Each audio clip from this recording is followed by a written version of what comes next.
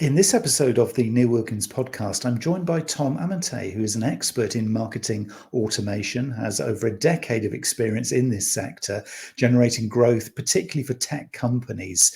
As we're going to hear, he is the CEO and co-founder of Entail AI, who's helped a whole host of organizations to generate scalable and authentic marketing through content, automation, and the key topic that we're going to be focusing in on in this conversation, search.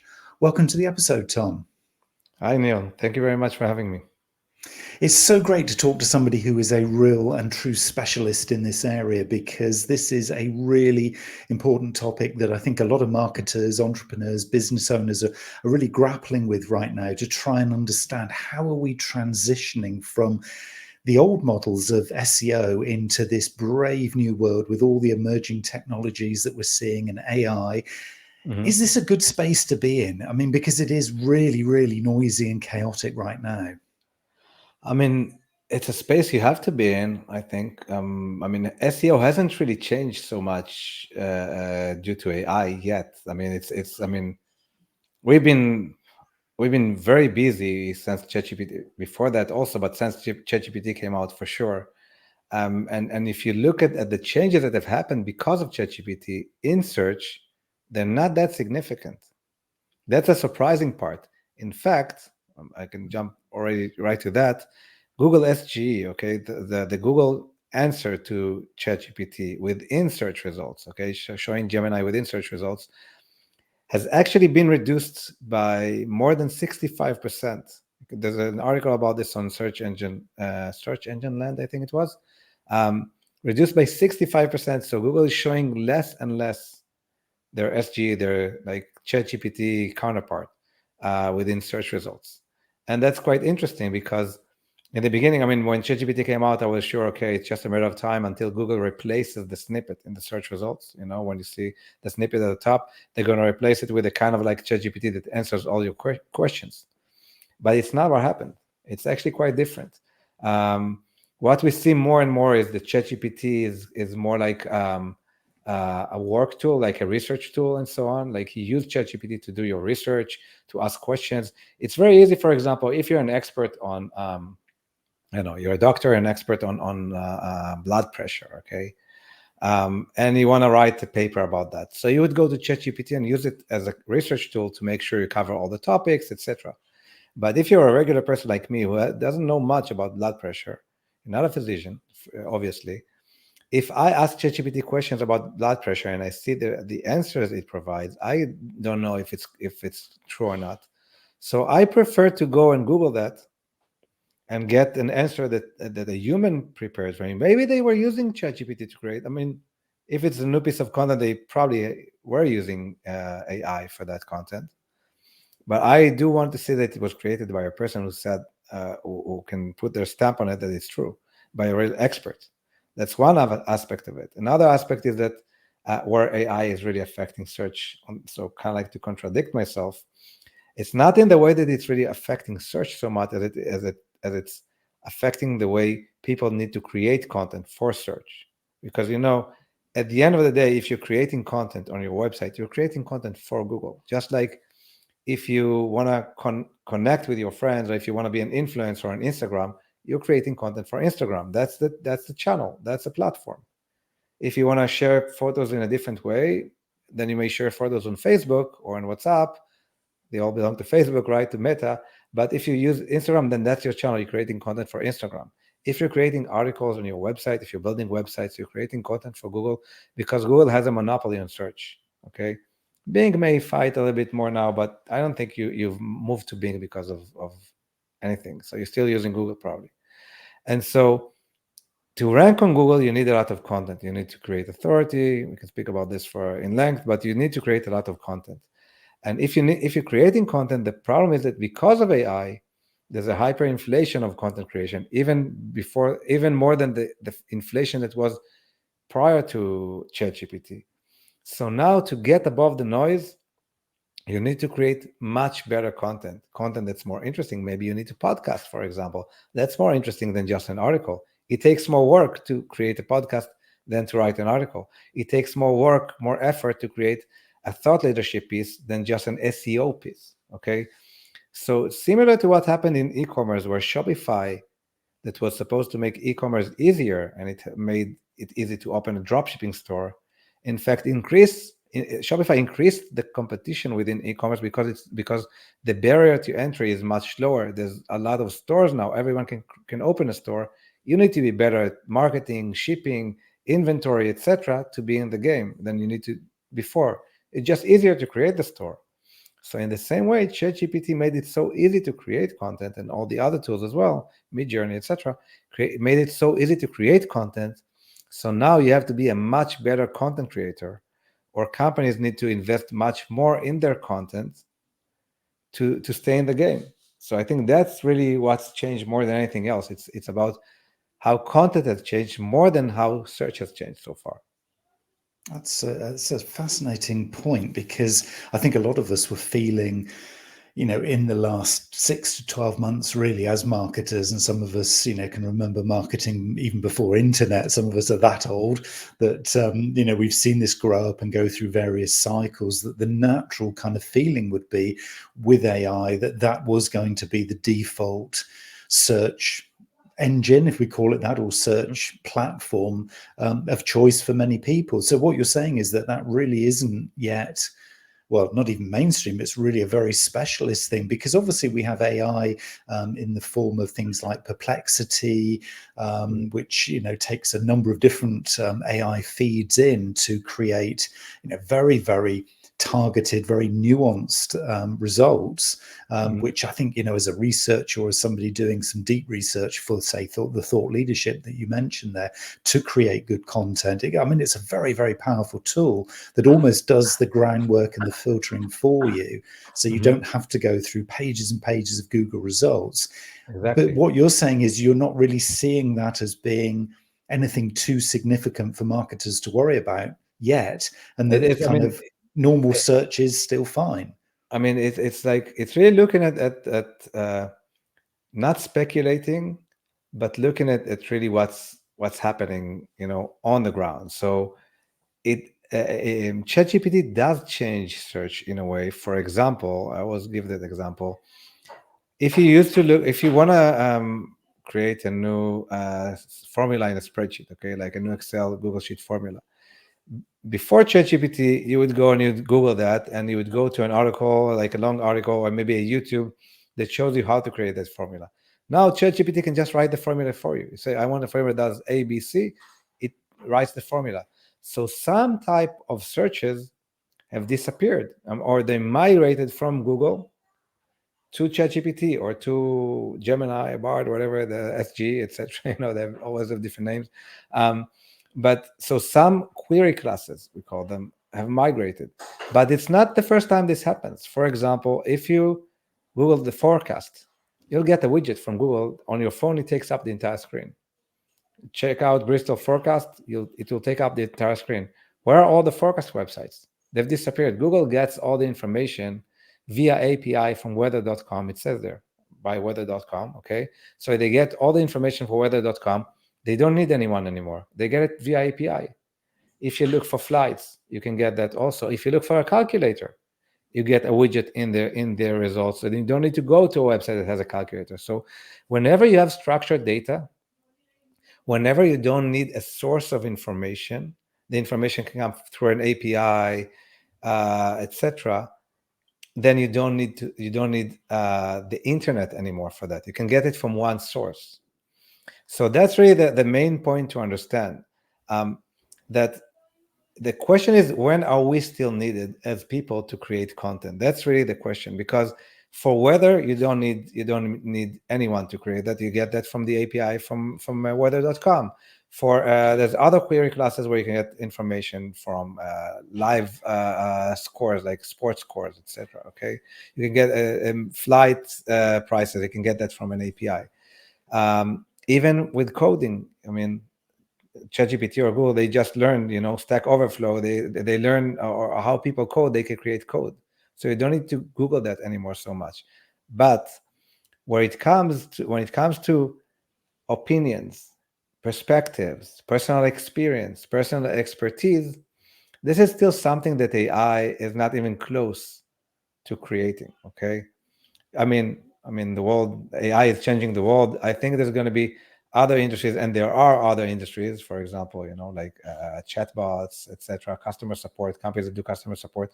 Their models are completely changing due to AI. So there's going to be other industries, sorry, that are going to be much more affected by AI than specifically search. That's one thing. But at the same time, I think that what's going to happen in search, the main changes that are coming in search, will come from a different side altogether. Because at the end of the day, Google has a few, like three main priorities. The first one is they need to make money. Okay, they need, in order to make money from search, they need to provide the best answers. Okay, so otherwise, if they don't provide the best answers, you'll go somewhere else. So they, first of all, they need to provide the best answers. Then they need to monetize the answers, and then they need the internet to keep on creating content. Otherwise, they don't have where to bring the answers from. So they need to keep on sending traffic to the internet, etc. They can't. The search cannot stop on Google.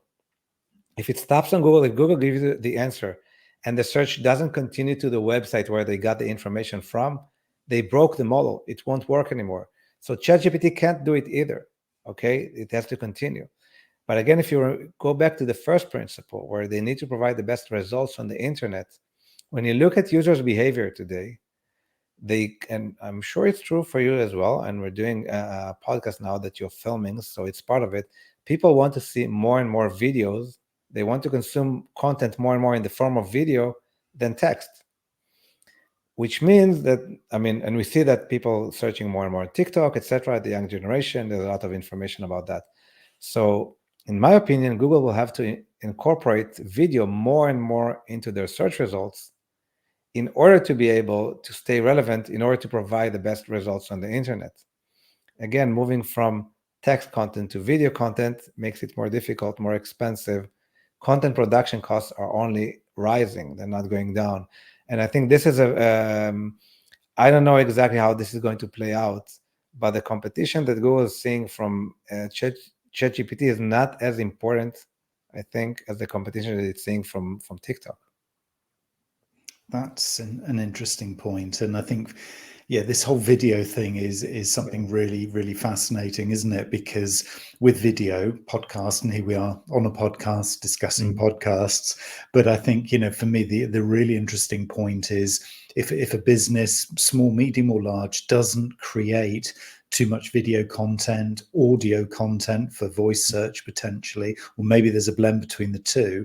And if you create a video which obviously has audio, you've kind of done both in one hit, which potentially is really powerful. And you're not focusing as well on thought leadership, it feels instantly as though you're falling behind. And if you're just doing text optimization with your website or with the various social posts that you do, it feels that that's very last year, and that any organization who's going to really be there playing tomorrow needs to be building up, I think from what you're saying, Tom, needs to be building up almost a real archive of really high quality human centric content, which is words, videos, audio, and probably images as well. Does images come into the mix right now? Yeah, I mean, it's all, again, it's content is still king. And it's really the question of what content you can create to still be relevant. But it's actually very, very challenging for businesses to do so, because when you look at video content, and most of the video content you consume, I mean, through organic channels, not paid channels. Okay, paid channels are they're dominated by businesses because businesses advertise. But most of the content that you consume, and most of the places where you discover new things, it is either through search or through social media. Okay, organic channels. Okay, search is still larger than social media, but social media is like picking up in terms of the number of views, for example, on TikTok, etc., with shorts. They're like closing in the gap. And with search, it's easier for businesses because it's been mostly about text, and so most of the results that you see for informational searches, and of course branded searches, etc., product searches, are businesses. But if you look at social media, the organic content you're exposed to on social media is what, 98% individuals and not brands. Most of the content that you're exposed to on social media is individuals. The There's a little bit created by publishers. For example, you can see, I know, you can see the CNN, or you can see other like big publishers creating content, even like great companies like Nike that are, create amazing content. You can get exposed to their content, but it's mostly individuals. And the reason for that is that in order to really get exposure on social media, you need to be a very good content creator. You need to have the expertise. You need to be interesting, maybe entertaining. Businesses need to stick mostly to the interesting part, not so much the entertaining, because that's much more difficult to also entertain. Then you need to be a Netflix, but most businesses aren't in that. That's not their business. So they need to stick to the informational part of things. And then in order to create engaging and up to speed, like up to standard video content that's informational, you need to have the expertise, you need to have the charisma, you need to have the time, and you need, the camera needs to like you, etc. That's quite difficult for a business to do, because the people with the expertise are the executives. They're busy, their time is expensive. How can they compete with an influencer that has the charisma and the talent and is willing to put in the time without making any money, probably for a few years, until they get all the followers, like large enough follower base to monetize their time? Even, not many influencers really make a living out of it. It's a small percentage. So it's super, super difficult for businesses to do that, and therefore they go and they buy views from influencers. That's why, they use an influencer who's created a lot of content that's not monetized, and is able to monetize just one video out in 10 maybe, or one video out in 20, because a company pays them to show their product or whatever. Okay, so it's very difficult for businesses to compete in that. It's really not simple. Another very important aspect to keep in mind, which contradicts this, again, this is not an easy topic, is that text is much easier to convert than video. And then so SEO in terms of conversion is much better than social media, because social media platforms, they normally don't provide links out to websites unless you pay. So like Instagram, you have one link in bio. Not every post has a link. TikTok, the same. And also the behavior on social media, it's addictive. The algorithms are built to keep you hooked into the product. The only time they want you to click to go out is when you share stuff. It's not to go out to see the website. If the website owner wants you to go to the website, pay. Okay, advertise. Don't just publish content. So they want you to pay for that. And so if you look at the traffic graph for businesses using influencers, for example, so if you have an influencer campaign, you would see a spike in traffic. So from an influencer that got 100,000 views, like sharing your product, for example, you may get like 5,000 hits on your website, people going to your website. So that influencer created content for years to get that one post with 100,000 views to get 5,000 people go to your website. Whereas on SEO, when you read an article, the behavior is that you're going to click. So on average, about 30% of the visitors click an item in an article that they read. So to get them to take an action, to complete your marketing goals, is actually much easier than on social media. So it's not an easy time for marketers. Yeah, It's complex, isn't it? I mean, yeah. I'm just thinking how, the old model of search from a marketer perspective. So a marketer is sat there, they have their keyboard, they've got their screen, they're doing what they do. The old model was very much about long tail search phrases. So if you could create content that you knew your target audience was going to be putting into the search, and it was all about the long tail, so that, a complex, very lengthy sentence that somebody might be searching on was only going to give you a few visitors, but those visitors were going to be absolutely focused and targeted. Mm-hmm. Is long tail keyword optimization still a thing? Is that still, when we talk about thought leadership, so I want to come back to your point, Tom, about thought leadership being still important, is that because long tail search is still a thing? It's even more a thing than before because now people can ask much more complex queries than before. Okay, if you remember Google back in the day, if you wanted to ask, if you wanted to just type in a complex query, you would get like the results weren't as good as they are now. And with ChatGPT or Gemini and so on, you can write like a story and they'll answer that. Okay, so so there's still long tail, even more than before. Um, the main thing today is that because there's saturation, of content and businesses and products, there's a lot of noise. So it's really about creating great content that can go above all the noise. It's really about that. And that's why I'm saying thought leadership, because again, for businesses, the content that businesses need to create is mostly informational. I mean, unless you're a fashion brand where your content is models and clothes and so on. For most brands need information for to support the user's buying journey, consideration process, etc. So they need informational content, and for that content to be interesting and appealing and engaging, it needs to provide a different angle. It can't just be like a content writer or an SEO writer. You want to get someone's like real experience. You want to get something that's going to really help you. Otherwise, if you just go and, for example, we did a piece recently on Entail about keyword cannibalization, because we have, it's the only tool actually to solve, to identify, fix, and prevent keyword cannibalization. Okay, so if you go to ChatGPT and you look for content about, you ask questions about keyword cannibalization, it gives you pretty good answers. They're not bad at all, because there's been content about this for years across the entire internet. The problem is that this topic is very, very complicated. It goes to the core ways of how Google operates. And if you don't have a week to study this thing, okay, and you want to understand, okay, like, again, the intent of a person that's Googling keyword cannibalization, they want to know what it is. They want to know how to identify that, how to fix that, and how to prevent that. That's the user journey.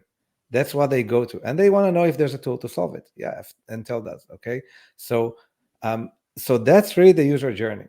And on ChatGPT, you don't really get that. You get answers to your questions. On Google, the way Google works is really to support the user journey, to make sure that you find what you want, to understand what you want, and to make sure that you find that. And in order to provide the best answer for that, it's really about the thought leadership. It's really about bringing the expertise to help people to solve their challenges quickly. And that's really what you can do. That's where you can provide value as a marketer and attract people.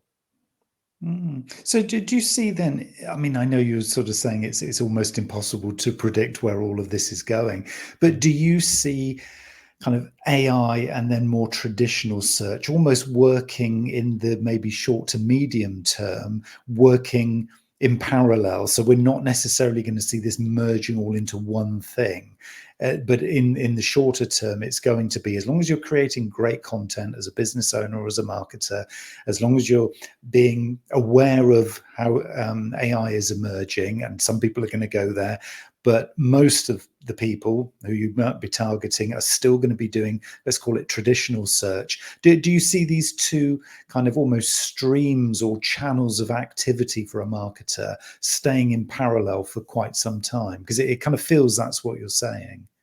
I think so. I think if you look, for example, the self-driving car, it's not here yet. Okay, the new cars that you drive now, they have alerts, especially if you're going in reverse, or if you're like going out of your lane, etc. But they're not really autonomous yet entirely. And I saw Elon Musk speaking about that really the interface between the machine and the environment is not that simple, because you're not driving in I don't know, just inside a I don't know, like um, a very controlled environment. There's a lot of things going on. There's road signs, there's people crossing, so the interface is very difficult. And to get to a point where you have just one source of one interface that you can ask a question, it can provide you all the answers that you want. It's very much like enterprise, Star Trek level, vision. And I think to get to that point, it will mean that technology will reach such a level that the entire world around it will change so much that it's really like I told you, like we're talking about how search and marketing are changing, but there's industries that are now disappearing. I just spoke to a person who used to work for a live person. They're a very big company. I think they're crashing, and I think it's a lot of due to AI. How it's changing their market. They're about live person, about that chat and on websites and so on. It's now completely changing because of AI. That's just one example. There's many industries like designers, 3D designers, video creators, etc. It's going to change Hollywood. We really don't know all the impact that it's going to have on society in general. Okay, with all the other problems that we now have as society in the world. Um, so this is just one thing. The way we search is just one thing, but I think to reach that point, the technology is advanced enough to be able to provide us all the answers that we need. We're going to need to go through such a change that I don't know if that's going to be the most dramatic part. That's one aspect of it. The other aspect is again, what is the source of information? Because for search to work, it must reward the source. It must reward. So again, the forecast example, Google rewards weather.com. They don't just give them the API for free. They reward them. So that's their source. They show the results, and weather.com get the credit, get the payment. I don't know what they're getting. Okay. Um, if Google needs to provide answers that are based on questions that people have in their daily lives, and it doesn't send traffic back to websites, back to the source of information, the people will stop creating content for Google. As simple as that. If if Instagram started to generate the photos of breakfast and sexy chicks, okay, with AI, which you can, which will look better than the breakfast and better than the women because it's AI. They don't have any wrinkles or anything. Okay, if Instagram did that, people would stop creating content for Instagram. Okay, this means that Instagram dies. So Instagram, in fact, the process is opposite to that. You see more and more platforms like YouTube, Snapchat, not Snapchat, TikTok. They create free tools for creators to encourage people to create more and more and more content. They need that content for the platform to thrive. If people stop creating content for the platform, it dies. Okay. So Google is not different. Google must incentivize people to keep on creating content for Google. If what happens is that people stop creating content for Google, it kills Google unless they can get their information from a different source. So again, to get the best spreadsheet formulas, you don't need anyone for that. The machine can do it already. Okay, okay, so we're done with this content. No need to write content about spreadsheet formulas. That's done.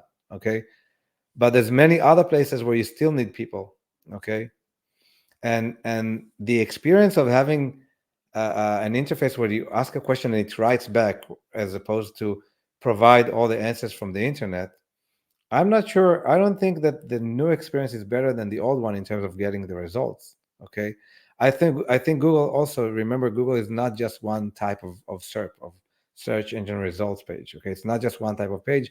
For every query you write, you get it, or not for every query type that you write, you get a different type of page. If you Google Brad Pitt, you'll see images, movies he's been to, some videos, news, tweets, etc. Okay.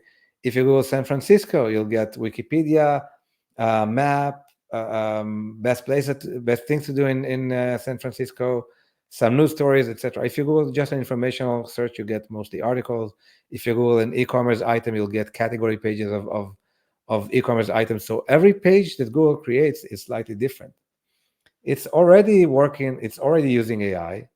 It's already learning from your behavior, from all of our behaviors, to provide better results. So I think it does a better job than ChatGPT in answering our searches, in providing results for our searches, not necessarily for answering long tail more like kind of like research questions rather than searches. It must be fascinating, really keeping so close to this. I mean, you're talking information here, and for everybody listening and watching this, Tom is basically talking information that is absolutely up to date. He's clearly Mhm. very connected within the industry. How, Tom, is this kind of informing Entail AI? Because obviously you have got a podcast, you've obviously got the business as Mhm. well. How are you kind of sort of seeing that play out? Do you want to say a little bit more about Entail? So, I mean, yeah, I mean, at Intel, our job is to really help companies grow through organic channels. So, as I said, most of the attention, the people's attention now, you can see Gary Vee speak a lot about that. Most of the attention is either on social media or search, and it's mostly from organic. Like most of the content that people consume on these platforms is organic. So there's a huge opportunity there for businesses, and it's also the most difficult and undercapitalized or channels, okay, because it's very difficult for businesses to solve all the content creation. And then, like, for example, in SEO, um, businesses have been creating content for SEO for years, but if you look at that, only about 5% of businesses manage to get significant traffic from search. Only about 5%. You see businesses, they know that they need to blog, so they write a few blogs, they get no ROI, they stop. Other businesses, a bit, they have funding, they're a big company, they're maybe even a unicorn, so they have an existing blog because they need to, right? And then they even get traffic. They may get like 100,000, 200,000 visitors a month. They're not converting almost any, or they don't even know how much traffic they're converting from their blog. It's very challenging for them to get to be in the game in SEO. You need to create a lot of content. If you create a lot of content, only then you have traffic, but you end up with hundreds or thousands of articles. Each one of these articles may have, I don't know, 15, 20 sections. In each section, you can have two, three, four, five links. So you end up with thousands of articles with many sections, with many links, okay, tens of thousands of links, each one of them supporting a different user journey. Nobody can keep track of that. They can't optimize, tens of thousands of different user journeys like intertwined together, okay? So there are many challenges that Intel helps solving for them. But in order to do that, and it goes back to your question about how it is to be in that space that's so changing or changing so rapidly, um, our job in a way is to all the time predict where Google is going, where the algorithms are going. It's not just Google, it's like also the social media algorithms.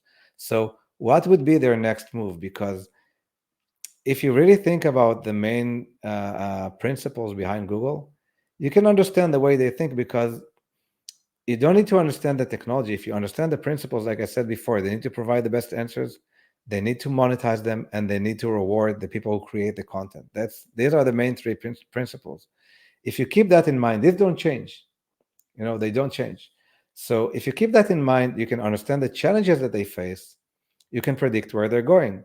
So, for example, when we just started, it was before ChatGPT, people were like, so you're about content creation, why don't you write an algorithm that can generate text and so on? And I said, it's gonna be a red ocean. There's gonna be many companies gonna compete there all the time. And then Jasper AI came out. They raised like 100 million and said, see, they're going to take the market. There's any word raised like 25 million and so on. And I thought that, that's proof to what I said. Then ChatGPT came out, they blew everybody else out the water. So it went even like much more extreme than I imagined. But even since then, when you think about the challenges that Google face, and you understand pretty much what moves they'll have to make, you can be ready before they are, because Google needs to mobilize, like thousands of developers to make any change they want. They have like this huge sheep, it takes a very long time to turn. And you can be there once they finish those turns, you can already be there. Okay. So, for example, we understood that it was going to be about thought leadership content and showcasing personal experience, expertise, perspective, etc., before Google were there with their algorithm updates. We understood that before that, when everybody was like, like kind of like a gold rush, like, okay, let's create cheap content with AI and all that. We said, it's actually pretty clear. If everybody's creating content with AI, then all of that cheap content AI content is not going to rank. That's a hyperinflation of content.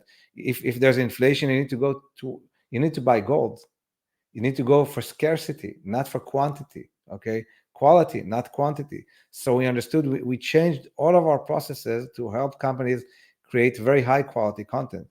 I was just on a call with a marketing manager from a large B2B company. They raised probably about $50 million, I think, and they're targeting upper market B2B in the HR space, executives in B2B, HR executives in large companies, and they understand they must create thought leadership content. They understand they must use some of that content as video, not just text, and how to share that content and how to cut that content and repurpose it and all that. They understand it now. And so bottom line is you really need to understand where the market is going and be prepared for it. But don't just be blinded by all those like people talking about, get rich quick schemes, like buy a lot of crypto coins. Okay, like really understand if there's value behind the coins or not. It's been so useful for all of us, I think, just to really have that sense check. I think a lot of the media, obviously, there's been a lot of hype. We all talk amongst ourselves in marketing and business, and everybody's whipping everybody else up into this kind of frenzy of AI. And I think it's been so helpful for us all just to have that sense check, Tom, from you today, which is, continue to do the good stuff, become the thought leader, create high quality content that cuts through, remembering the long tail.